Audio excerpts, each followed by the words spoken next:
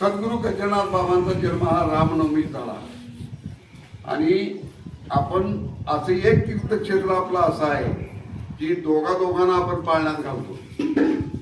गजानन बाबाचा जन्म रामनवमीला झाला म्हणताना गजानन बाबांना व रामाला आपण पाळण्यात घालतो.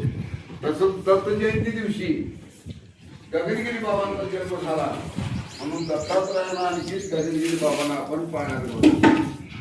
एकाच वेळी एक सद्गुरू आणि भगवंत, एकाच वेळी एक भगवंत एक योगी असं आपल्या या तीर्थक्षेत्राचं म्हणजे हा कार्यक्रम आपण रामनवमीला जयंतीला सादर करत असतो.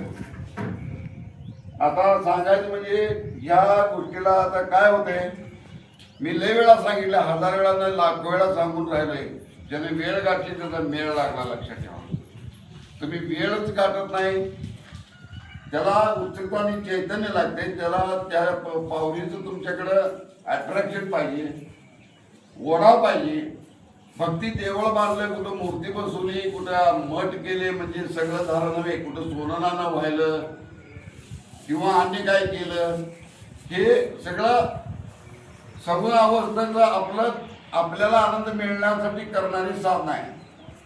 खरा आनंद कधी आहे, तुमचा आत्म्यातेनं ज्या वेळेला तुम्ही आत्म्यानं स्वतःची इच्छा तृप्त होईपर्यंत.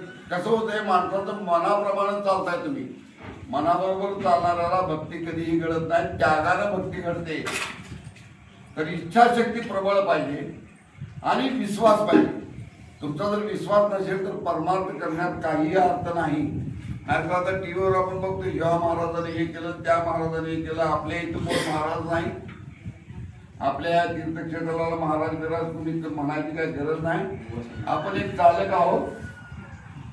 दरबार चालवणं, गजानन बाबांचा रंजल्या गाजल्यांची सेवा करण्याचा कार्यक्रम आपण करत आहोत. एवढं मोठं काम झालं, एवढ्या मोठ्या कामामध्ये आपण कधीही कुणाची वर्गणी हाताने स्वीकारलेली नाही. लक्षात ठेवा.